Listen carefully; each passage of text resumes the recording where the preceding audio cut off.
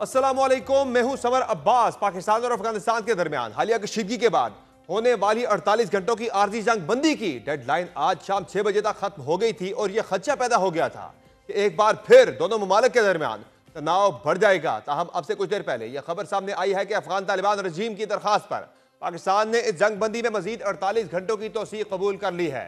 बरतानवी खबर रसा इदारे के मुताबिक पाकिस्तान और अफगानिस्तान में आर्जी जंग बंदी में तोसी पर इत्तफाक हो गया है। रॉयटर्स के मुताबिक पाकिस्तानी वफ्द दोहा पहुंच चुका है, जबकि अफगान तालिबान का वफ्द कल दोहा पहुंचेगा। जबकि सिक्योरिटी जराये ने वजाहत की है कि पाकिस्तानी वफ्द अभी भी दोहा रवाना नहीं हुआ, ये वफ्द भी कल ही दोहा रवाना होगा। उधर पाकिस्तान ने अमली इक़दाम उठाने के लिए आज एक आला सतह का इजलास मुनक्कद किया, जिसमें सूबों की नुमाइंदगी भी हुई और फील्ड मार्शल आसिम मुनीर समेत आला सिक्योरिटी हुकाम भी मौजूद थे। ताहम वज़ीर आला खैबर पख्तूनख्वा सुहेल अफरीदी की जगह उनके नुमाइंदे मुजम्मिल असलम ने इस इजलास में शिरकत की। इस मौका पर जो बड़ा फैसला सामने आया वो गैर कानूनी अफगान पनाह गुज़ीरों की पाकिस्तान से फौरी बेदखली का है और इस मुतालिक अब किसी किस्म की कोई रियायत या रिलीफ नहीं दिया जाएगा। वज़ीर आज़म शहबाज शरीफ की ज़ेर सदारत इजलास में फैसला किया गया है कि मुल्क में गैर कानूनी तौर पर मुकीम अफगान शहरियों को फौरी तौर पर वापस भेजा जाएगा और अब उन्हें किसी भी किस्म की मोहलत नहीं दी जाएगी। सिर्फ वही अफगानी पाकिस्तान में रह सकेंगे जिनके पास दुरुस्त वीज़ा मौजूद होगा। इजलास को ब्रीफिंग दी गई कि 16 अक्टूबर 2025 तक तकरीबन 14,77,000 अफगानी बशिंदे वतन वापस जा चुके हैं और बाकियों की वापसी मरहलावार जारी है। हुकाम ने बताया कि अफगान पनाह गुज़ीरों की जल्द और बाइज्जत वापसी के लिए सरहदी एग्जिट पॉइंट्स में इजाफा किया जा रहा है और यह भी वाज़ेह किया गया कि गैर कानूनी अफगान शहरियों को पनाह देना या उन्हें गेस्ट हाउसेज में ठहराना गैर कानूनी होगा और इसे कानूनी जुर्म तस्वुर किया जाएगा। वज़ीर आज़म ने हिदायत दी कि वतन वापसी के दौरान बुजुर्गों, खवातीन, बच्चों और अक़लियतों के साथ एहतराम और नरमी से पेश आया जाए। उन्होंने कहा कि पाकिस्तान ने 4 दहाइयों तक अफगान भाइयों की मेज़बानी की, लेकिन अब वक्त आ चुका है कि उनकी महफूज वतन वापसी यकीनी बनाई जाए। वज़ीर आज़म ने दहशत गर्दी के खिलाफ जंग में पाकिस्तानी कुर्बानियों का जिक्र करते हुए कहा कि अफगानिस्तान की सरजमीन से होने वाले हमले और उनमें अफगान शहरियों का मुलव्वस होना बाइस तशवीश है। उन्होंने यह भी बताया कि नायब वज़ीर आज़म, वज़ीर ख़ारजा और वज़ीर दिफा ने मुतअद्दिद बार काबुल जाकर अफगान हुकूमत से मुज़ाकरात किए, मगर अब अवाम सवाल कर रहे हैं कि पाकिस्तान कब तक अफगान मुहाजिरीन का बोझ उठाता रहेगा। वज़ीर आज़म ने हालिया अफगान सरहदी हमले का हवाला देते हुए कहा कि पाक फौज ने दुश्मन के हमले का मुंह तोड़ जवाब दिया। उन्होंने फील्ड मार्शल आसिम मुनीर की क़यादत में अफवाज पाकिस्तान की पेशा वराना सलाहियतों का खिराज तहसीन पेश किया। इजलास के इख्तिताम पर तय किया गया कि अफगान पनाह गुज़ीरों की वतन वापसी से मुतालिक तमाम फैसलों पर सख्ती से अमल दरामद किया जाएगा और सूबों से मुकम्मल ताउन तलब किया गया है। इस अहम इजलास में वज़ीर आज़म की जानिब से बुलाए जाने के बावजूद वज़ीर आला खैबर पख्तूनख्वा सुहेल अफरीदी की अदम शिरकत को भी मानी खेज निगाहों से देखा जा रहा है। यह भी वाज़ेह रहे कि नए वज़ीर आला खैबर पख्तूनख्वा सुहेल अफरीदी से मुतालिक यह तासुर भी पाया जाता है कि वो तालिबान से मुज़ाकरात करने के हामी और ऑपरेशन के खिलाफ हैं। ताहम इसके बावजूद उनकी इस इजलास में शिरकत अहम भी थी और इंतहाई ज़रूरी भी, और अब इसी अदम शिरकत की बुनियाद पर विफाक ये बयानिया भी बना रहा है कि वज़ीर आला खैबर पख्तूनख्वा ने कौमी सलामती और अमन अमान के मामले पर भी सियासत खेली। ये जो सियासी स्टंट होता है मीटिंग में ना जाने का इस्लामाबाद में मौजूदगी के बावजूद कि आप इस्लामाबाद में मौजूद हों और आप उस मीटिंग में ना जाएं, इससे नुकसान किसी का नहीं होता। आपकी वाह हो जाती है, सोशल मीडिया पे 4 बंदे लिख देते हैं और आप अपनी पॉलिटिकल पॉइंट स्कोरिंग भी कर लेते हैं। फर्क किसी को कोई नहीं पड़ेगा, सिर्फ उस सूबे के अवाम को फर्क पड़ेगा कि जब लॉ एंड ऑर्डर के हवाले से वज़ीर आला अपनी ब्रीफिंग लेंगे तो उस मीटिंग से गैर हाजिरी की वजह से उनको बैकग्राउंड नहीं होगा और उनको टाइम लगेगा उसको समझते हुए। तो ये सियासत खेलना अमन अमान के इजलास के हवाले से अफसोसनाक है। दूसरी जानिब इस तनाज़े से मुतालिक पाकिस्तान का अफगानिस्तान से गिला इसलिए भी जायज़ है क्योंकि पाकिस्तान ने न सिर्फ अफगान मुहाजिरीन की दहाइयों तक मदद की, बल्कि पाकिस्तान में होने वाली कार्रवाई में अफगानिस्तान में मौजूद दहशतगर्दों से मुतालिक बार बार अफगान हुक्काम को आगाह भी किया गया, लेकिन अफगानिस्तान ने पाकिस्तान की अपीलों पर कोई कान नहीं धरा। इस मुतालिक वज़ीर दिफा ख्वाजा आसिफ ने एक्स पर अहम तफसीलात जारी की हैं, जिसके मुताबिक तालिबान के 2021 में इक़्तिदार में आने के बाद से लेकर पाकिस्तान में अमन और अफगानिस्तान से दरअंदाजी के लिए हुकूमती कोशिशों का तफसीली जायजा लिया जाए तो इस मुतालिक वज़ीर ख़ारजा ने 4 बार काबुल का दौरा किया। वज़ीर दिफा और ISI हुक्काम 2 बार काबुल गए। नुमाइंदा ख़ुसूसी और सेक्रेटरी ने 5 दौरे किए। कौमी सलामती के मुशीर ने 1 बार विजिट किया। ज्वाइंट कोऑर्डिनेशन कमेटी की 8 मुलाकातें हुई। 2025 बॉर्डर फ्लैग मीटिंग्स हुई, जबकि 836 एहतजाजी मुरासले दिए गए, जबकि 13 बार डिमार्च किया गया। ख्वाजा आसिफ के मुताबिक 2021 से लेकर अब तक सिविल, फौजी और दीगर कानून नाफिज करने वाले इदारों के 3000 844 अफराद शहीद हुए, जबकि मुल्क में दहशतगर्दी के 10,347 वाकयात हुए। वजीर दिफा का मजीद कहना था कि 5 साल से हमारी कोशिशों के बावजूद अफगानिस्तान से मस्बत रद्द अमल नहीं आया। अब अफगानिस्तान भारत की प्रॉक्सी बन गया है। दहशतगर्दी की यह जंग भारत, अफगानिस्तान और टीटीपी ने मिलकर पाकिस्तान पर मुसल्लत की हुई है। ख्वाजा आसिफ ने मजीद कहा कि काबुल के हुक्मरान जो अब भारतीय गोद में बैठकर पाकिस्तान के खिलाफ साजिशें कर रहे हैं, कल तक हमारी पनाह और हमारी जमीन पर छुपते फिरते थे। पाकिस्तान अब काबुल के साथ ताल्लुकात का माजी की तरह मुतहम्मिल नहीं हो सकता। दूसरी जानिब दोनों ममालिक के दरमियान कशीदगी के बायस बाहमी तजारत और रवाबत भी मुतासर हो रहे हैं। सरहदी कशीदगी के बायस तुरखम और चमन बॉर्डर पर तजारती सरगर्मियां मुअत्तल हैं। Directorate general of transit trade के मुताबिक 15 अक्टूबर तक तुरखम पर 107 और चमन पर 357 ट्रांजिट गाड़ियां मौजूद थी, जिन्हें पाकिस्तानी हदूद से आगे जाने की इजाजत नहीं दी गई। यह बॉर्डर पाकिस्तान और अफगानिस्तान के दरमियान अहम तजारती रास्ते हैं, जहां से सब्जियां, फल और दीगर अशिया जाती हैं। इस कशीदगी के रिजल्ट में गुज़िश्ता रोज से कराची बंदरगाह के जरिए अफगान ट्रांजिट ट्रेड भी मुअत्तल कर दी गई है।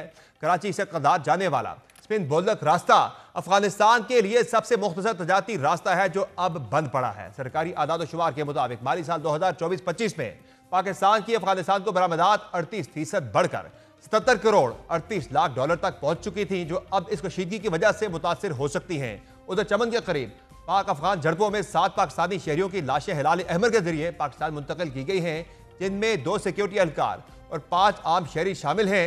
सिविल अस्पताल चमन के मुताबिक 4 अफराद मार्टर जबकि 1 गोली लगने से जाँ बहक हुआ। शहीद एहलकारों की शनाख्त लांस नायक सुलेमान और सिपाही साबिर के नाम से हुई। दूसरी जानिब खैबर पख्तूनख्वा के मुख्तलिफ इलाकों में दहशतगर्दी की कोशिशों को नाकाम बनाया जा रहा है। शुमाली वजीरिस्तान के इलाके मीर अली में सिक्योरिटी फोर्सेज के कैंप पर ख्वारिज का हमला नाकाम बना दिया गया। खुदकुश हमला आवर समेत 4 खारजी हलाक हो गए, जबकि दत्ता खेल में इंटेलिजेंस बेस्ड ऑपरेशन में 6 ख्वारिज को हलाक किया गया है। सिक्योरिटी जराये के मुताबिक गुज़िश्ता 4 रोज में अफगान तालिबान के भेजे गए 94 ख्वारिज जहन्नम वासिल किए जा चुके हैं। वाज़ेह रहे कि पाक फौज ने गुज़िश्ता रोज मोहम्मद में दरअंदाजी की कोशिश करने वाले फितना ख्वारिज के 45 से 50 दहशतगर्दों को हलाक कर दिया था। ISPR के मुताबिक 13 से 15 अक्टूबर के दौरान खैबर पख्तूनख्वा के मुख्तलिफ इलाकों में सिक्योरिटी फोर्सेज के साथ झड़पों में भारतीय एजेंसियों के जेर असर 34 दहशतगर्द मारे गए थे। यह सूरत हाल बताती है कि पाकिस्तान और अफगान तालिबान में बढ़ती कशीदगी के पीछे भारतीय हाथ को भी हर जुर्म का करार नहीं दिया जा सकता। बिलखसूस गुज़िश्ता हफ्ते अफगान वज़ीर ख़ारजा मीर खान मुत्तकी के दौरा भारत के दौरान ही पाकिस्तान के खिलाफ बिला इश्तियाल हमलों का आगाज हुआ था, जिसने अफगान तालिबान को हासिल भारतीय सरपरस्ती को रोज़े रोशन की तरह अया कर दिया। इसकी बड़ी वजह रिवायती जंग में रवां साल भारत को मिलने वाली इबरतनाक शिकस्त है, और इसी शिकस्त की वजह से मोदी सरकार पर अपने ही मुल्क में दबाव बढ़ रहा है।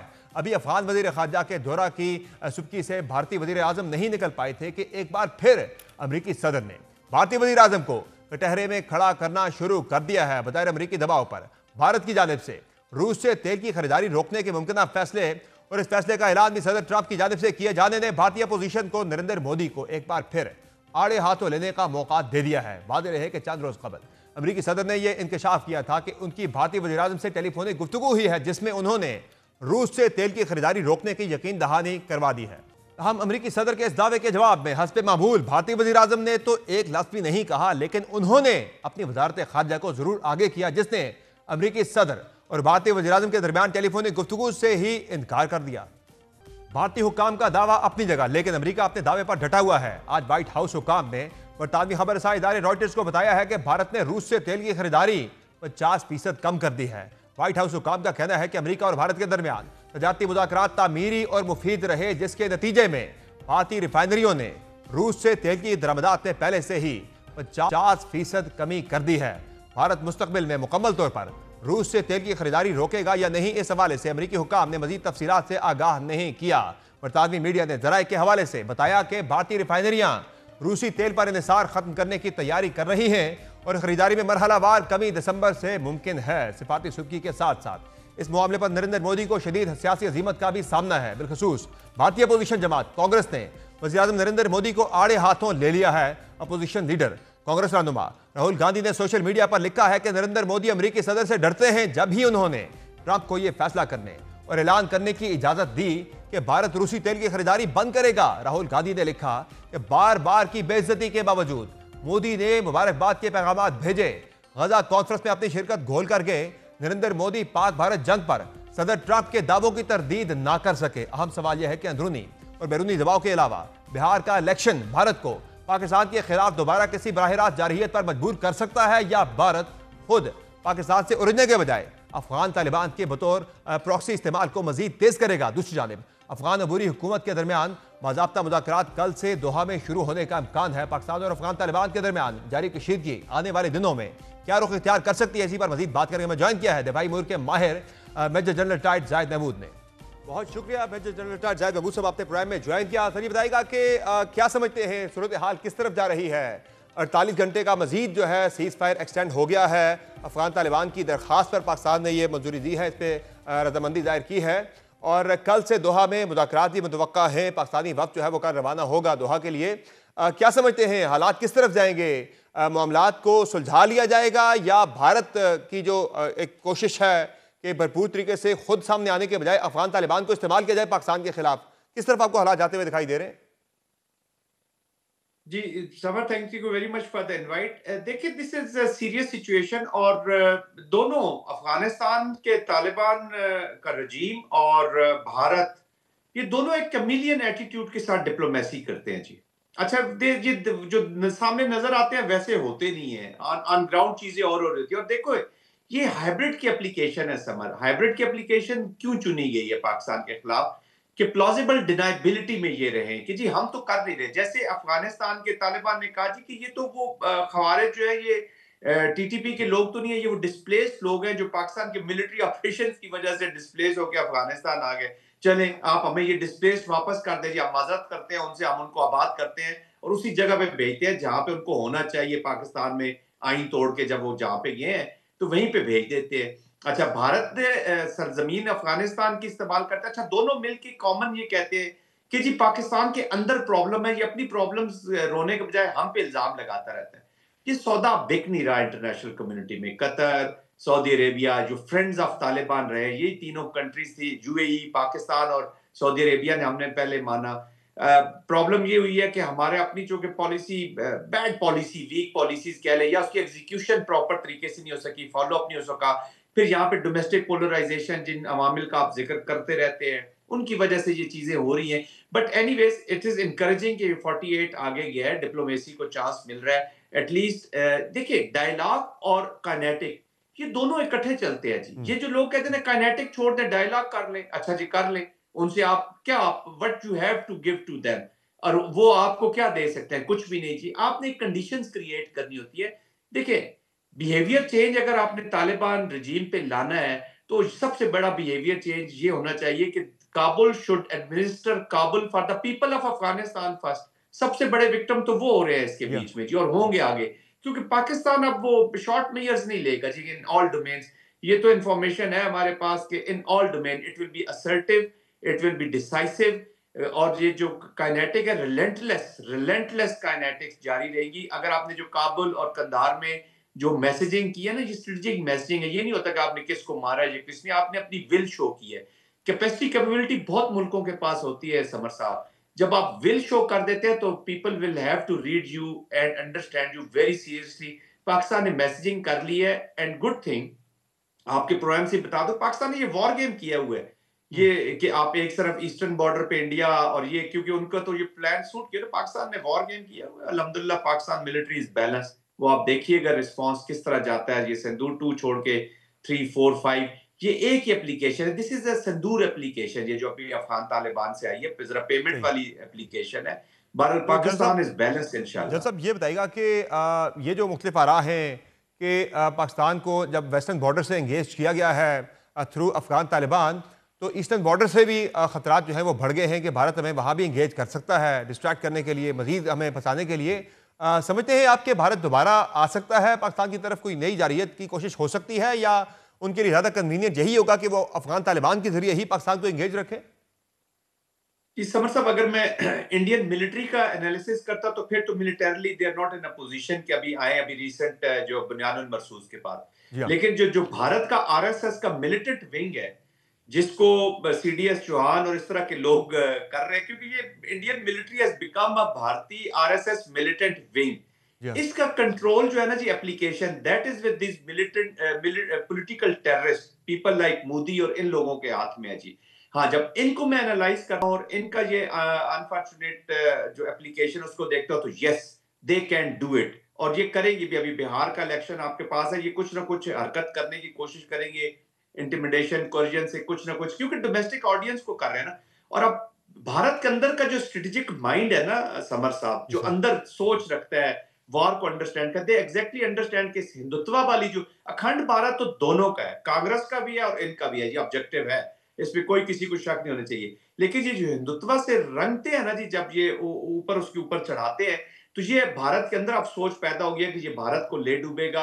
And they have concerns about this what is happening there. But anyways, जो भारतीय मिलिटेंट विंग है या जो उस कॉन्टेक्स्ट में जब मैं देखता हूँ, तो बिल्कुल ये कर सकते हैं जी। दूसरा ये बताएगा कि अब आने वाले दिनों में हमें जो है वेस्टर्न जो बॉर्डर है हमारा अफगानिस्तान वाला, वहाँ से किस तरह की थ्रेट्स मजीद एमिनेट हो सकती हैं। एक तो जाहिर है ये जो अपॉर्चुनिटी खुद अफगानिस्तान ने या अफगान तालिबान ने हमें दी है, उसका पाकिस्तान ने भरपूर फ़ायदा भी उठाया है कि अफगान बॉर्डर के एक क्रॉस जो लॉन्च पैड्स थे, जो कलदम TTP के फितना उल ख्वारिज के वहाँ पे ठिकाने थे, उन्हें बड़ी कामयाबी के साथ हमारी फोर्सेज ने निशाना बनाया है। तो एक बड़ा फ़ायदा भी हमने उठाया है और बड़े पैमाने पे नुकसान पहुंचा है वहाँ पे करदम TTP के ठिकानों को। तो इस पे बताएगा कि आगे हमें इसमें जो है मजीद हालात ख़राब हो सकते हैं, या जो हमारा काम था हमने वो कर दिया है इस जंग के दौरान। नो, इन हाइब्रिड समर ये जारी रहता है, क्योंकि वहां पे भी देखे ना, एक तो कुछ सेंट्रल कंट्रोल तो है नहीं जी इनका। वहां पे जब बड़ी फ्रेंचाइजीज की, लेट्स से कि वो अपना बिजनेस बंद कर देंगी, लेट्स से अज्यूम करते हैं कि जी बड़ी फ्रेंचाइज जो है तहरीके तालिबान, सॉरी अफगान तालिबान डिसाइड करते हैं कि यार ये पॉलिसी ठीक नहीं है, डोमेस्टिक भी प्रेशर्स आ रहे हैं और चीजें बन रही है, तो लेट्स नॉट डू इट। तो जो छोटे फ्रेंचाइजीज होंगे जिन्होंने बाहर ठेले लगाए हुए हैं इन्हीं मेन शॉपिंग मॉल्स के बाहर, जब छोटी छोटी चीजें लगाए तो वो शुरू हो जाएंगे। तो उनको तो अपना पैसा चाहिए। तो अभी तो इतनी बड़ी मार्केट है ना जी, आप फिर रहे हैं बाजार में, आप एक जगह से दो चार पांच, तो ये एक प्रोसेस रहेगा इसमें, लेकिन घबराने की जरूरत नहीं है। देखिए, आपने जब विल शो कर दिया ना 2003 में ना समर, पाकिस्तान में बड़ी डिबेट हुई जी, नॉर्थ वजीरिस्तान नहीं जाएंगे, पता नहीं वहां पे वो जी क्या हाँ। कर देंगे, वो बड़े ताकतवर है और ये और वो। नॉर्थ वजीरिस्तान भी हमने किया सारा। 2007 में जी Bajaur was virtually Afghan agency 2007 में, उन्होंने कहा जी वहां पे तो अलकायदा भी है, वो सेंट्रल एशियन टेररिस्ट भी बैठे हुए हैं, लिबी वगैरह भी बैठे हुए थे, फकीर मोहम्मद साहब भी साथ लगे हुए थे। तो बड़े उन्होंने कहा जी बाजोड़ तो DMS जाएगा, तो पता नहीं क्या हो जाएगा। हमने बाजोड़ भी किया, उस ऑपरेशन में तो हम भी शामिल रहे। It is doable. ये पावर स्पीक्स। आप अगर ये डेटरेंस नहीं देखे ना, मिलिट्री कंटेस्टेशन क्या लेकिन है, इट इज लेकिन ईदर लेकिन अचीविंग जल साहब, डेटरेंस एक और एक रीगेनिंग फर्क इट। है, एक फर्क है कि जब 2008 में 7 में ऑपरेशन हुए थे, तो उस वक्त या उसके बाद भी जब ऑपरेशन हुए 2013-14 में दहशतगर्दी के खिलाफ, तो उस वक्त जो पूरे मुल्क के अंदर एक इत्तेफाक राय था। आज जिस सूबे के अंदर ये ऑपरेशन होते हैं, या वहाँ पे अगर आप इंटेलिजेंस बेस्ड ऑपरेशन की बात ही करें, तो वहाँ पे एक कन्फ्यूजन फैला दी गई है इन ऑपरेशंस को लेकर, दहशतगर्दी के मसले को लेकर। तो जब सूबाई हुकूमत आपके साथ मुकम्मल ऑन बोर्ड नहीं होगी, तो जाहिर है जो इफेक्टिवनेस है या फिर जो कामयाबी की जो परसेंटेज है, वो बहुत नीचे नहीं आ जाती। डेफिनेटली आ जाती है ना। दिस इज, देखिए समर, इसमें कोई शक नहीं है कि this is a political process. ये जो वॉर भी है ना जी, काइनेटिक एप्लीकेशन भी, this is a process. They political process का एक हिस्सा है।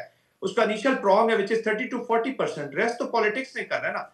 नेशनल एक्शन प्लान का फेलियर कहां पे शुरू होता है, जब काइनेटिक के बाद की चीजें आपने सोशो पॉलिटिकल करनी है। तो इनको लीडरशिप ने, political leadership will have to own this.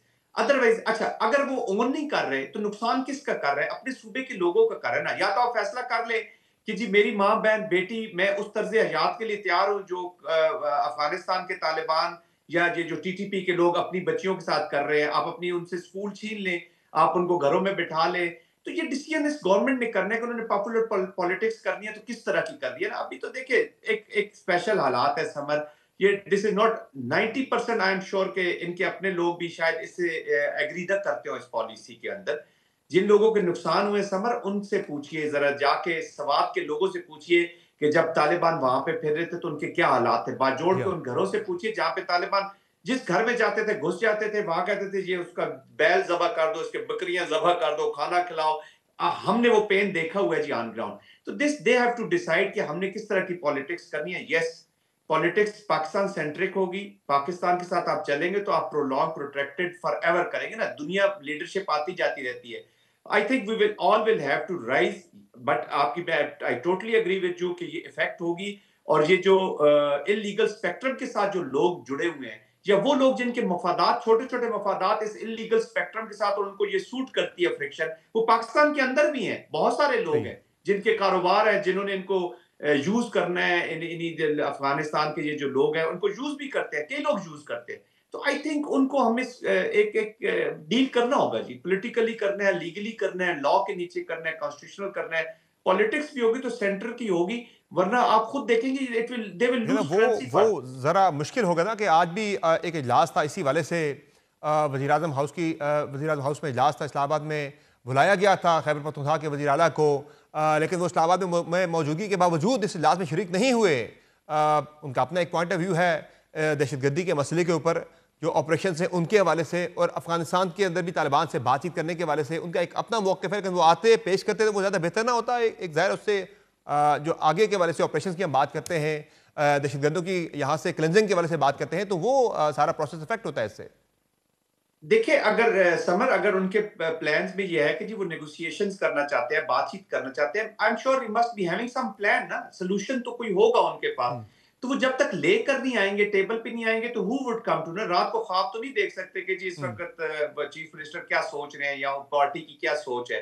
Domestic political polarisation की वजह से आई डोंट थिंक सो कि दिस विल गो लॉन्ग। होगा क्या, देर आर, देखिए ना, पाकिस्तान का एक कॉन्स्टिट्यूशन है, उसके लीगल चीजें हैं। ऐसे ही तो है। जब स्टेट के ऑब्जेक्टिव्स आगे नहीं चलेंगे, पॉलिटिक्स आगे नहीं चलेगी, तो फिर दूसरी ऑप्शंस ठीक है। इस्तेमाल करनी पड़ेगी, which is not good for the country ना। वो सही पाकिस्तान है। तो फिर हम, नुकसान तो सबका हो जाएगा। जब वॉर में, let's say if we are losing this war, तो चाहे आप लाहौर बैठे हो या मैं इस्लामाबाद बैठा हूं या अफरीदी साहब पेशावर में बैठे हो, we all will be losers, ये याद रखिएगा।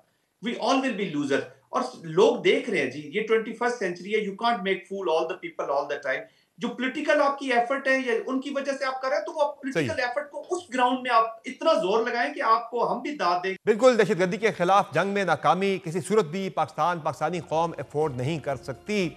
इस सिलसिले में अगर सियासी इख्तलाफात हैं, उन्हें ख़त्म करना इंतहाई ज़रूरी है, और दहशतगर्दी के खिलाफ एक कौमी इत्तफाक की राय पैदा करना इंतहाई ज़रूरी है। बहुत शुक्रिया जल साहब, आपका अपने प्रोग्राम में ज्वाइन किया। नाज़रीन, प्रोग्राम में एक मुख्तसर ब्रेक लेंगे, ब्रेक से वापस आएंगे, एक और इंतहाई अहम इशू के हवाले से बात करेंगे। हमारे साथ रहेगा।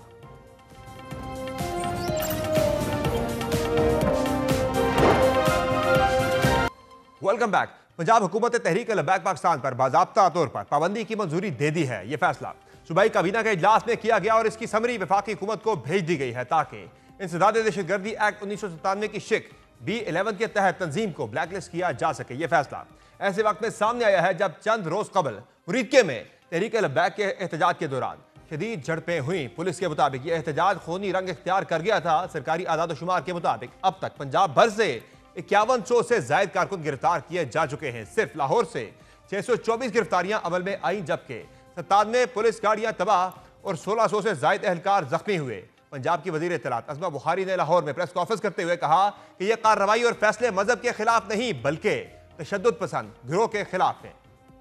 पंजाब काबीना ने TLP को बैन करने के लिए अपनी जो मंजूरी है वो दे दी है, और वो मंजूरी वफाकी हुकूमत को भिजवा दी गई है। तहा पसंद जमात के जितने भी अकाउंट्स हैं, बैंक अकाउंट्स हैं या सोशल मीडिया अकाउंट्स हैं, उनको सील कर दिया जाएगा। ज़ीरो टॉलरेंस होगी लाउड स्पीकर की हवाले से किसी भी तरह से। इस वक्त जो फैसले पंजाब हुकूमत ने लिए हैं वो किसी मजहबी जमात या किसी गिरोह या किसी अकीदे के खिलाफ नहीं है।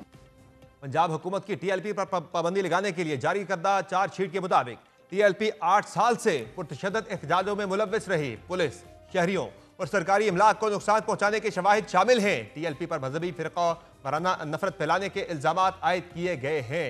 पंजाब हुकूमत के मुरासला के मुताबिक तंजीम मुसलसल रियासती रिट को चैलेंज करती रही। TLP को इंसदाद दहशतगर्दी एक्ट 1997 के पहले शेड्यूल में शामिल किया जाए। पाबंदी की सिफारिश इंसदाद दहशतगर्दी एक्ट 1997 की शिक 11B के तहत की गई है। चार्जशीट के मुताबिक IG पंजाब की रिपोर्ट 15 अक्टूबर 2025 को भिजवाई गई। CTD की रिपोर्ट 14 अक्टूबर 2025 को तैयार की गई। महकमा दाखिला पंजाब ने वफाकी हुकूमत से पाबंदी की बाज़ाब्ता इजाज़त तलब की है।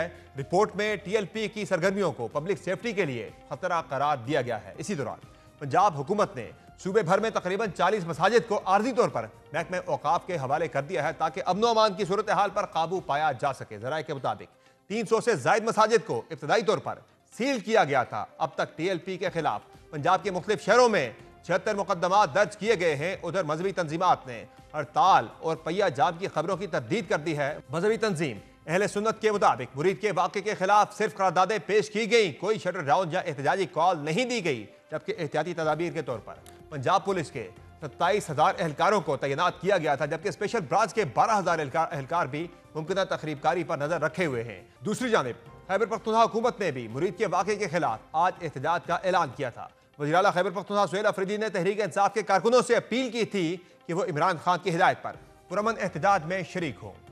पूरे खैबर पख्तूनख्वा में TLP के जो कारकुनान बेगुनाह शहीद किए गए, ज़ख्मी किए गए, उनके साथ इजहार यकजहती के लिए और जुल्म के ख़िलाफ़ हमने पूरे खैबर पख्तूनख्वा में निकलना है और एहतजाज करना है।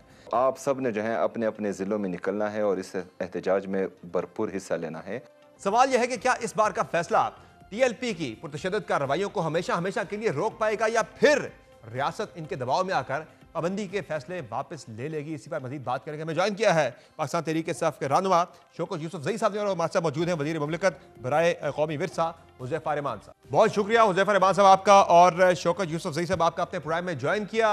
ये बताएगा हुज़ैफा रहमान साहब कि आज पंजाब हुकूमत ने समरी भेज दी है वफाकी हुकूमत को जो TLP है उस पर पाबंदी के हवाले से, तो ये पाबंदी किस तरह की लगेगी? क्या ये आर्टिकल 17 के तहत बैन किया जाएगा TLP को या जो आया नोटिफिकेशन के अंदर कि आप उससे जस्ट जो है एंटी टेररिज्म एक्ट के तहत जो है सिर्फ उसे प्रोस्क्राइब करेंगे, क्या होगा? नहीं, बहुत शुक्रिया जी। एक तो आर्टिकल 17 के तहत भी इस कलअदम तंजीम जो एक जत्था बना हुआ है जो कि मज़हब का गलत इस्तेमाल करता है और जो मज़हब पे चलने वाले बाकी अच्छे लोग हैं उनको भी बदनाम करता है। तो इसको हम जो है बतौर सियासी जमात भी इसका जो ड्यू प्रोसेस है रेफरेंस भेजने का, इसको एज़ अ जमात भी इंशाल्लाह ताला कलअदम करार दिलवाएँगे। और जो ATC की सेक्शंस हैं एंटी टेररिज्म की, उसके तहत भी जो है जो इनके खिलाफ कार्रवाई हो सकती है वज़ारत दाखिला वो इनिशिएट करेगी। पंजाब हुकूमत ने ऑलरेडी जो उनके पास जो टेररिज्म एक्ट के तहत मुतलका सेक्शंस मौजूद हैं, इनके लोगों के नाम 4th शेड्यूल में डालना हो या इनकी मदारिस को जो है वो महकमे औकाफ की तहवील में देना हो, तो इस हवाले से लेकिन ये ज़रूर तय हो चुका है कि इस वक़्त रियासत की ज़ीरो टॉलरेंस पॉलिसी है और अब बिल्कुल इजाज़त नहीं दी जाएगी। रियासत ने तय कर लिया है कि इस तरह के जत्थे जो हैं, जो मज़हब का नाम गलत इस्तेमाल करते हैं और जब दिल चाहा रियासत में धावा बोल देते हैं और उसके बाद जो है तोड़-फोड़ करते हैं, तो इस तरह की अब इजाज़त नहीं दी जाएगी। माज़ी में जो भी गलतियाँ हुई, चाहे उस वक़्त के एस्टेब्लिशमेंट ठीक। से, तमाम सियासी जमातों से, तो हम जो है अब ये तय कर चुके हैं कि इनको they must be taken to the task. देखिए ना कि गज़ा का मामला है, उसमें जो कहते हैं जब मियाँ-बीवी राज़ी तो क्या करेगा काज़ी? तो उसके अंदर ये बीच में कूद पड़े कि नहीं जी, गज़ा की सबसे बड़ी नुमाइंदा तंज़ीम जो है फ़लस्तीन की, वो हमास राज़ी थी। उनके जो गारंटर्स हैं सबसे बड़े जो जिसमें आपका कतर है, सऊदी सही अरेबिया, है। टर्की वो राज़ी थे, ये सड़कों ठीक। पर आ गए। इन्होंने हमेशा मज़हब का गलत नाम इस्तेमाल किया है, लेकिन अब ये तय कर लिया गया है कि इस तरीके से चाहे वो कोई भी यानी किसी भी फ़िरके से हो, यानी सिर्फ़ एक फ़िरके को या उसको मैं पॉइंट आउट नहीं कर रहा, सारों के लिए एक पॉलिसी है। कायदे-आज़म मोहम्मद अली जिन्ना ने जब ये मुल्क बनाया था, ठीक है, तो उसमें अक़लियतों को बराबरी के हकूक़ हासिल थे चलिए आपका और पॉइंट आ इस्लाम गया। दुनिया मैं का जरा बेहतरीन मज़हब है। इसी पे जरा जी। शौकत यूसुफजई लेकिन साहब इस का तरह मौके के भी ले लोगों लूं ने कि इस तरह के बदतरीन लोगों ने उसे यरगमाल बनाने की कोशिश की है ठीक है, और पाकिस्तान जैसे मुल्क में हम इन्हें यरगमाल ना बनाने की इजाज़त देंगे और इस मर्तबा आपको नज़र आएगा समर साहब, इनके खिलाफ कोई एक्शन भी अनडू नहीं होगा। अगर ज़ाहिर है ये मैं आराम से एक पुरअमन शहरी की तरह ज़िंदगी गुज़ारना चाहते हैं, एक लॉ अबाइडिंग सिटीज़न की तरह, समर ठीक है। अब्बास की तरह, हुज़ैफा रहमान की तरह, शौकत यूसुफज़ई की तरह ये गुज़ारेंगे। अगर ये कोई ब्लैकमेलिंग करेंगे, कोई डीलिंग करेंगे, हमने कोई डीलिंग नहीं करनी, अक्रॉस द बोर्ड एक्शन होगा जी। चले शुक्र आपने शौकत यूसुफजई साहब को जो है वो TLP के साथ जो है वो ब्रांड नहीं कर दिया। आज़मा बुहारी साहबा ने तो आज इस तरफ इशारा किया था उनकी प्रेस कॉन्फ्रेंस में, तो वो दोनों को जो है वो एक ही उससे हाँक रही थी। शौकत साहब ये बताएगा कि मैं उस कैटेगरी में ना आज़मा बुहारी साहबा ने तो आज करूंगा। हाँक दिया था और कि ये छड़ी से सियासी TLP जमात को है, भी और तहरीक इनसे इंसाफ को हमारा भी। इख्तिलाफ जरूर है, इनके एक्शन खिलाफ है, लेकिन वो एक बिल्कुल जत्था है जो मजहब का गलत नाम इस्तेमाल करते हैं। इनसे सियासी डिफरेंसेस हैं, ठीक है, इंशाल्लाह कभी ना कभी वो दूर हो जाएंगे। शौकत साहब ये बताएगा कि रियासत ज़्यादा इंपॉर्टेंट होती है ना कि सियासत, लेकिन तहरीक इंसाफ के कुछ रिसेंट पास के एक्शंस को देखें तो उसमें जो है वो सियासत ज़्यादा गालिब आती हुई दिखाई दे रही है रियासत पर और कौमी मफादात के ऊपर। अब यही TLP है, जब आपकी हुकूमत थी 2021 में तो आपने भी उनके खिलाफ क्रैकडाउन किए, आपने भी अप्रैल 2021 में इस जमात के ऊपर पाबंदी लगाई। लेकिन आज जब वही काम TLP मौजूदा हुकूमत के साथ कर रही है या मौजूदा हुकूमत TLP के खिलाफ जो है वो उस पर पाबंदी लगाने की बात कर रही है, तो तहरीक इंसाफ को जो है आज उसकी हमदर्द बन गई है। आप कल गलत थे या आप आज गलत हैं?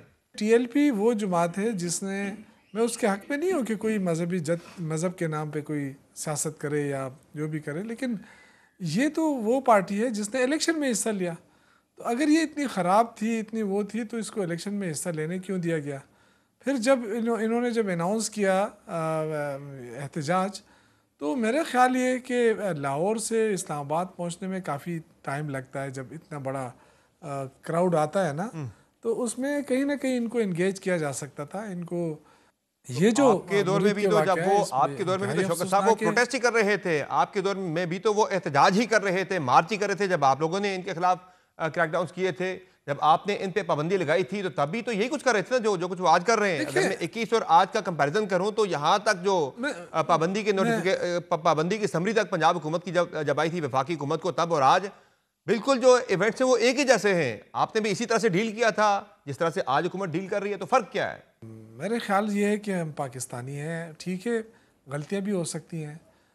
इस तंजीम में क्या ख़बाहत थी, क्या था, इतनी देर तक ये कायम रही, इसके दफातर कायम रहे, तो फिर हमारी सरकार क्या करती रही? क्रैकडाउन की ऑपरेशन इसी का इंतजार क्रैकडाउन की जो है वो झड़पों की शिद्दत में फ़र्क हो सकता है, लेकिन उस वक्त झड़पें आपके साथ भी हुई थी, आपके जब हुकूमत थी तब भी पुलिस एहलकारों के साथ झड़पें हुई थी, तब भी हुई थी, आज भी थी। शिद्दत जो है आज ज़्यादा थी, उस वक्त कम थी, लेकिन बाकी जो इवेंट्स थे वो सब एक ही जैसे थे। इतना कहना चाहता हूँ ना, मैं ठीक है मैं मानता हूँ, लेकिन मैं ये कहना चाहता हूँ कि इन पे पाबंदी लगनी थी इलेक्शन के दौरान। अगर हम समझते थे कि ये लोग ठीक नहीं है, सियासत नहीं कर रहे, तो इन पे बैन लग जानी चाहिए थी। अगर हमारी हुकूमत ने कोई गलत काम किया है तो मैं तो उसको डिफेंड नहीं चले जरा इसका जवाब दे देंगे हुज़ैफ़ा रहमान साहब, इसका जवाब दे देंगे। मैं जो आपसे आपकी जो सियासी पॉलिसी थी मैं उस पर बात करना चाह रहा था, मैं आपसे उस पर अभी आगे चलकर भी आपसे सवाल करेंगे उस पर। जी हुज़ैफ़ा रहमान साहब, वो कह रहे हैं वो मुज़ाकरात हो सकते थे, बंदे नहीं मारने चाहिए थे, क्या कहेंगे इस पर जरा? जी, मैं इस पे सिर्फ दो चंद हकाइक आपके गोशगुजार करूंगा, क्योंकि एवेल्यूएट करना फिर आपका और आपके व्यूअर का काम है। हम दोनों अपना नुक्ता नजर दे रहे हैं। पहली बात तो ये कि यही चीजें हैं जो बानी तहरीक इंसाफ की सियासत को आज बंद गली में ले आई हैं। ये ड्यूअल स्टैंडर्ड्स, कि आप कहें कि मीठा मीठा हपअप कड़वा कड़वा थूथू। 2018 में मैं ये बात नहीं करना चाह रहा था। मैंने सिर्फ एक बात की थी कि क्रॉस द बोर्ड हम सारे एक हैं और इस तरह का मजहब का किसी को इस्तेमाल ना करने दें, और इसको बैन कर रहे हैं, हम इसके खिलाफ एक्शन ले रहे हैं। लेकिन आपको याद होगा 2018 में ये TLP खड़ी की गई थी पाकिस्तान तहरीक इंसाफ को फायदा पहुंचाने के लिए, और पहला धरना इन्होंने मुस्लिम नून की हुकूमत के खिलाफ दिया था। और आपको याद होगा PMLN का तमाम राइट का वोट इन्होंने काटा था। हर हलकों में 15-18 हजार इन्होंने वोट हासिल किया, जबकि हमारा और तहरीक इंसाफ का मार्जिन जो है 1500 से 2000 के दरमियान था 36 हलकों का। लेकिन हमने फिर भी आज ये बात नहीं की कि तहरीक इंसाफ को इसकी बेनिफिशियरी है। लेकिन आज इन्हें, अब आपने खुद ये बात कह दी, आई वॉज फुली अनअवेयर कि आज इन्होंने KPK में इनसे इज़हारे यकजहती की बात की है। आप ये देखें, बानी तहरीक इंसाफ का कोई असूल नहीं है, उनके अंदर इतनी करेज नहीं हुई कि आज वो कहते कि जी जो काम मैंने शुरू किया था और ड्यू टू सम रीजन मैं वो मंतकी अंजाम तक नहीं पहुंचा सका, आज हुकूमत उसे अगर मंतकी अंजाम तक पहुंचा रही है तो बहुत अच्छी बात है। इन्होंने कहा कि जो मुज़ाकरात करते, यानी उनसे मुज़ाकरात करते जिसने पुलिस इंस्पेक्टर के सर में गोलियां मारी और फिर उसको 16 गोलियां मारी गई, ताकि कल वो इनके घरों में भी घुसते, हमारे घरों में भी घुसते, आपके घरों में भी घुसते, और इशू कोई नहीं है। मकसद कहने का ये कि इनकी जमात के बहुत सारे लोग, लिबरल लोग, आज इसको एंडोर्स कर रहे हैं और वो इस पे खुशी मना रहे हैं कि कम से कम किसी हुकूमत ने इस करेज का मुजाहरा किया है कि इस तरह के जत्थों को कंट्रोल करने की कोशिश की है।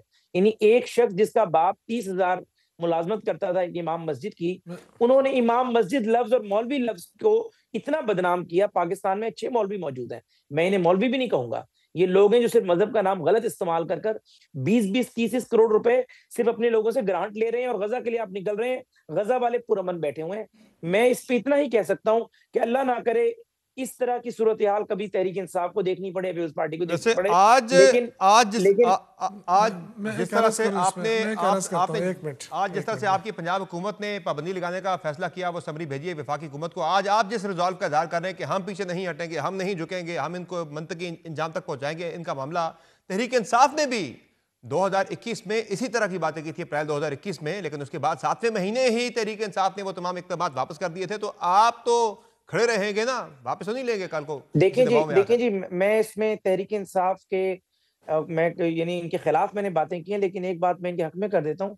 ऐन मुमकिन है कि उस वक्त के फैसला साज इनके साथ ना खड़े हुए हों, लेकिन आज हम जो एक्शन ये लेने जा रहे हैं या लिया है, इसमें इस मुल्क के जो तमाम इदारे हैं, कंसर्न क्वार्टर्स हैं, रावलपिंडी और इस्लामाबाद एक पेज पर है। रावलपिंडी, लाहौर, इस्लामाबाद तीनों की ये ख्वाहिश है कि किसी को भी इस मजहबी जत्थे के हवाले ना किया जाए, मजहब का गलत इस्तेमाल कर रहा है। सही है। मैं शौकत साहब कुछ ऐड करना चाहते हैं जरा? और इनकी जमात को मार्जिन दूंगा। मैं सिर्फ इतना कहना चाहता हूँ चले कि जी शौकत साहब, एक तो मेरे भाई ने इंकशाफ कर दिया ना कि टीएलपी जो है वो मुस्लिम लीग नून के वोट को तोड़ने के लिए बनाई गई थी। अब ये किसने बनाई थी ये भी ज़रा बता दें, और अगर आपका वोट तोड़ने के लिए बनाई गई थी तो आप उसको ख़त्म करने जा रहे हैं, मतलब ये तो फिर देखे ना, ये तो मौका मिला है आपको। तो 2022 में खत्म कर देते। मैं कह रहा हूँ उस वक्त की देखें, उस वक्त की एस्टेब्लिशमेंट की उस वक्त सपोर्ट हासिल थी। फैजाबाद धरने के बाद सुप्रीम कोर्ट की तो जजमेंट आई थी। इनको तो सुप्रीम कोर्ट के चीफ जस्टिस ने एस्टेब्लिशमेंट कौन थी? देखिए वो एस्टेब्लिशमेंट जो आपको पावर में लेकर आई थी 2018 में, जिन्होंने आपके लिए आरटीएस बिठाया था, और वो जनरल फैज हमीद जिनके खिलाफ आज जो है ये कोई कमिश्नर एक बाकायदा उनके खिलाफ ये कोई कमिश्नर है, कोई डीसी है, कौन है? मिलिट्री के कानून के तहत नाम तो ले लिया उन्होंने फैज हमीद साहब का। फैज हमीद सारा कुछ कर रहे थे और वो आपके उस वक्त सबसे बड़े सपोर्टर थे, आपके चैंपियन थे और बानी तहरीक इंसाफ के थे। अगर फैज हमीद साहब देखें, मेरी बात सुने ना, देखिए ये तो हर दौर की बात है ना। आज आपके वज़ीर आला नहीं आए, आप भी तो देखें, अभी आपको फायदा हो रहा है, जब अभी आपको फायदा हो रहा है तो आप उनके साथ हैं। ये बताएं पहले जो लोग चले थे, मैं इस पे रिस्पॉन्ड करता हूं। ये बताएं शौकत साहब, ये बताएं कि आज अहम इजलास था इस्लामाबाद में, आपके वज़ीर आला इस्लामाबाद में मौजूद थे। तो मैंने शुरू में बात की थी कि सियासत से रियासत बड़ी होती है, वो ज़्यादा अहम होती है। रियासत है तो सियासत भी है, सारा कुछ है। बड़ा अहम इजलास था सिक्योरिटी के बारे से, अफगानिस्तान के मसले पर आपका पॉइंट ऑफ व्यू है, वो आपके वज़ीर आला जाकर अगर इजलास में रखते तो वो ज़्यादा बेहतर ना होता बजाय बाइकआउट करने के? देखिए भाईजान, देखिए सूबे में पीटीआई की हुकूमत है, वफाक में नून लीग और पीपल्स पार्टी की हुकूमत है, ठीक है। अब आप देखें कि जब यहाँ कोई भी चेंजेस है ना, ये तो अंदरूनी मामला था पार्टी का ना। सही है। अली अमीन गंडापुर साहब को हटाकर सुहेल को लाना, ये पार्टी का अंदरूनी मामला था। जब सुहेल अफरीदी को लाया गया तो सबसे पहले वफाकी हुकूमत ने क्या किया, उनके वज़रा ने प्रेस कॉन्फ्रेंस करके सुहेल अफरीदी को दहशत गर्दों का सहूलतकार करार दिया, और उसके साथ साथ उनको कहा कि जी इनको फंडिंग हो रही है। इतने बड़े बड़े इल्ज़ामात। अब हम मुझे बताएं कि इतना वफाकी हुकूमत अगर इतनी बेखबर और ऐसे इल्ज़ामात कि उसका कोई दिफा भी नहीं कर सकता, अब बताएं ना फिर प्राइम मिनिस्टर ने क्यों एक दहशतगर्द के सहूलतकार को क्यों कॉल की, इसका क्या मतलब हुआ? तो जी देखिए, आपने हालात ठीक करने हैं, उसके लिए माहौल बनाए, फिर हम सब साथ चलेंगे, ठीक है। लेकिन अगर आप एक पार्टी को आज आपको नहीं पसंद है, उसको दीवार से भी लगा रहे हैं, उसके लीडर को भी जेलों में बंद कर रहे हैं, उसके वर्कर्स को भी मार रहे हैं, ठीक है, तो इस तरह तो देखे ना, हम सियासी वर्कर हैं, आप जितना मारना चाहते हैं मारें, लेकिन हम तो अपने मौक़िफ़ से नहीं हटेंगे ना इस तरह। चले, तो मेरे कहने का मकसद ये है कि हम सबका पाकिस्तान है, पाकिस्तान मुश्किल में है, तो ये वफाकी हुकूमत जो है इसको चाहिए कि पहले माहौल बनाए। माहौल बनेगा तो बात बनेगी। अडियाला जेल में अगर आप सख्तियाँ करेंगे, आप वर्करों पे सख्तियाँ करेंगे, आप लोगों पे इस तरह इल्ज़ामात लगाएंगे, फिर आके कहेंगे हमारे साथ बैठो, तो मैंडेट तो हमें लोगों ने दिया है खैबर पख्तूनख्वा का। क्विकली इस पे रिस्पॉन्ड कर दें उज़ैफर रहमान साहब, फिर मैंने वाइंड अप करना है सेगमेंट। जी बहुत शुक्रिया जी, मैं क्विकली कोशिश करता हूँ। पहली बात तो ये कि मैं आपके प्रोग्राम के तवज्जुह से एक वजाहत करना चाहूँगा कि कल सुहेल अफरीदी साहब ने एक बात की कि मैंने वज़ीर आज़म साहब को फ़ोन कर कहा, जब बात हो रही थी कि मेरी बानी से मुलाकात करा दें, उन्होंने कहा मैं पूछ के बताता हूँ। एक तो देखें, अगर वो chief executive of the country के बारे में इस तरीके की अधूरी बात कर उनके मुतालिक ट्रोलिंग करवाएंगे, तो मेरे ख्याल से फिर chief executive of the province की भी इज्जत कम ही होगी या कोई नहीं कर पाएगा। एक तो वज़ीर आज़म साहब से उनकी ये बात इस तरह नहीं हुई थी। उन्होंने वज़ीर आज़म साहब को कहा कि मैंने खत लिखा हुआ है जिसमें पंजाब हुकूमत को मैंने कहा है कि मेरी मुलाकात का एहतमाम कर दें। तो वज़ीर आज़म साहब ने कहा ठीक है, मैं पूछ के बताता हूँ। यानी अपने प्रिंसिपल सेक्रेटरी को हिदायत की और चीफ सेक्रेटरी पंजाब से कहा कि उस मामले की मुझे अपडेट दें। आपने सिर्फ हमें ये बताया कि नमाज ना पढ़ो, लिखा हुआ है कुरान पाक में, लेकिन इस पे फतवा लग जाएगा। आगे ये भी लिखा हुआ है कि अगर नशे की हालत में सही है, गिलास आधा खाली होता है, गिलास आधा भरा हुआ भी होता है। ठीक है, चलिए। दूसरा, आज अगली बात नहीं, तो इसमें सोहेल अफरीदी ने इजाफी बात क्या की है? सोहेल अफरीदी ने भी तो यही बात की है ना, उनसे क्वेश्चन साहब ने देखिए, उनसे पूछा गया, सवाल पूछा गया ना, चले हमारे तो सवाल पूछा गया तो उन्होंने यही जवाब दिया कि प्राइम मिनिस्टर ने कहा कि मैं पूछ कर बताऊंगा, क्योंकि वो तो हर चले, काम ठीक हो गया। करते हैं ना। हमारे सेगमेंट का टाइम खत्म हो गया है। बहुत माजरत खा हूँ, बहुत शुक्रिया उज़ैफर साहब आपका और शौकत साहब आपका अपने प्राइम में ज्वाइन किया। तो प्राइम में एक मुख्तसर ब्रेक लेंगे, ब्रेक से वापस आएंगे, एक और अहम इशू के बारे में बात करेंगे। हमारे साथ रहिए।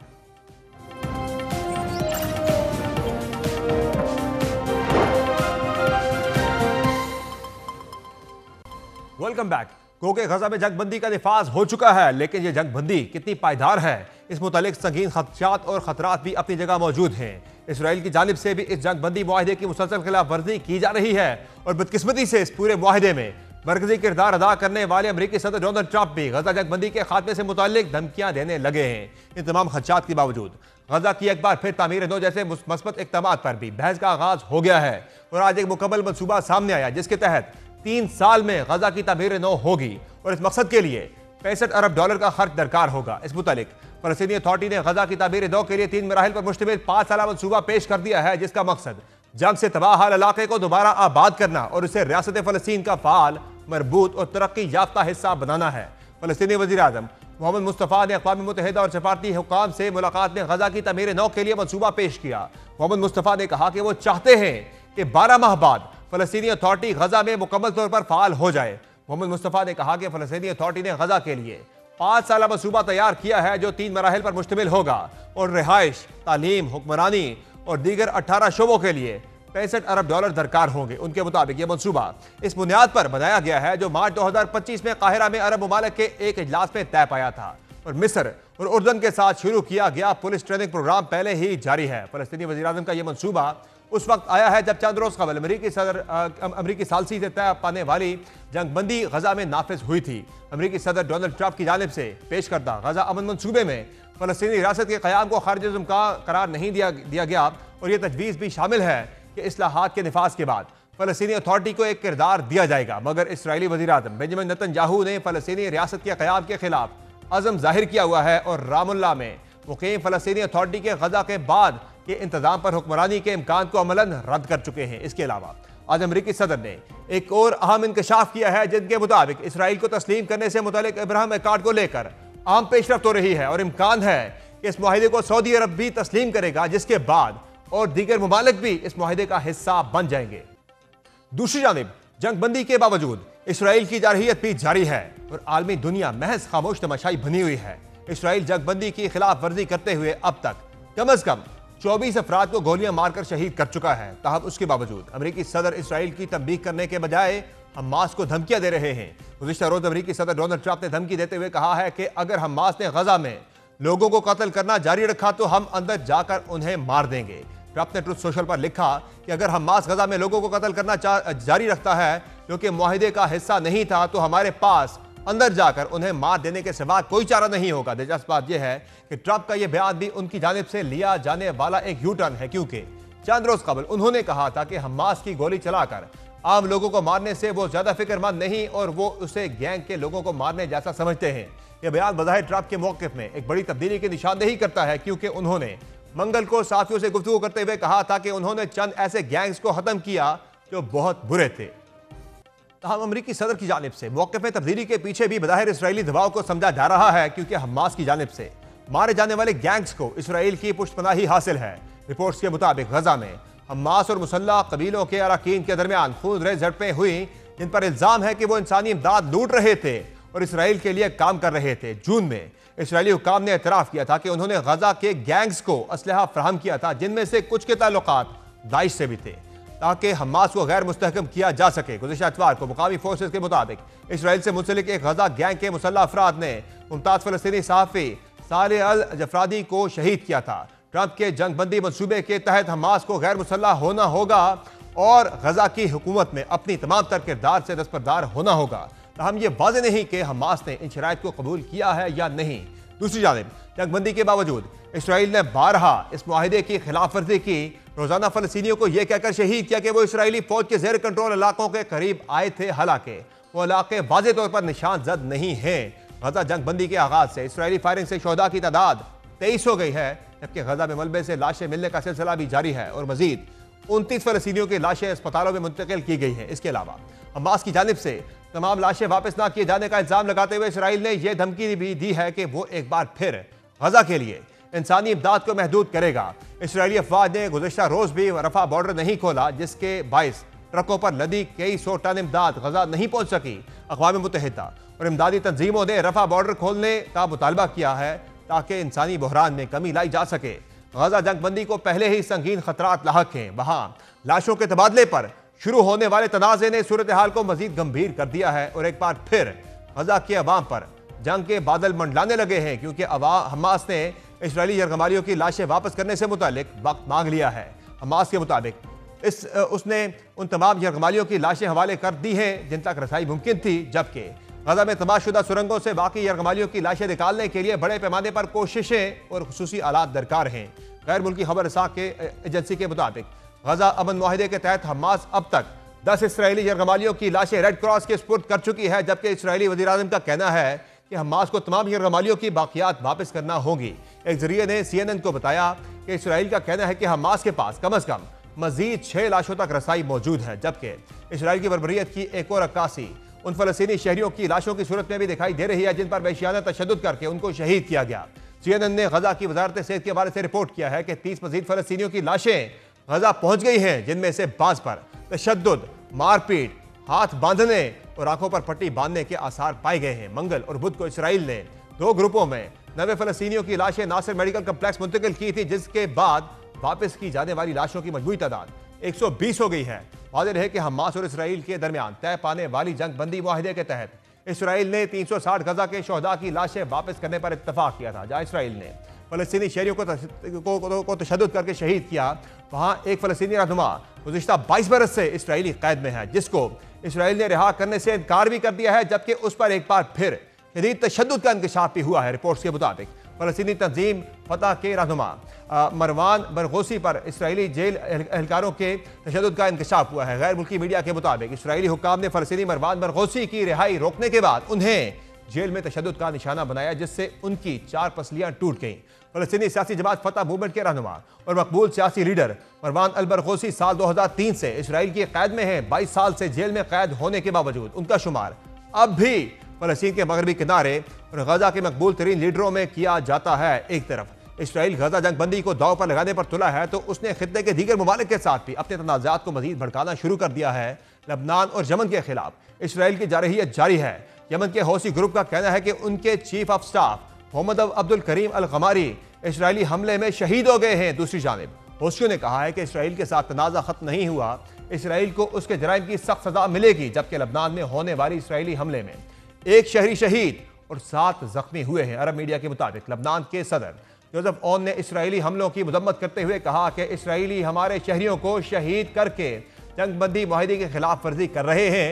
वाज़ेह रहे कि अमरीकी सदर ने गजा जंगबंदी मुआहिदे को एक नए मशरक़ वस्ता का आगाज करार दिया था, ताहम मौजूदा सूरत हाल और इसराइल के जारहाना ज़ाइम ने इस मुआहिदे के पायदार रहने पर शकूक पैदा कर दिए हैं। इस सारी सूरत हाल में तमाम निगाहें फिर से अमरीकी सदर डोनाल्ड ट्रंप पर हैं कि जिन्होंने ये सारा मुआहिदा इनिशिएट किया और इस मुआहिदे को मंतकी इंजाम तक पहुंचाया, लेकिन उसके बाद अब हमास की जानिब से इस मुआहिदे की खिलाफ वर्जियां की जा रही हैं। क्या सदर डोनाल्ड ट्रंप अपनी ही तरफ से किए गए इस मुआहिदे पर, जिसका वो क्रेडिट लेते हैं कि उन्होंने 8 जंगें रुकवाई हैं, इस पर मुकम्मल तौर पर अमल दरामद करवा पाएंगे? ये आने वाला वक्त बताएगा।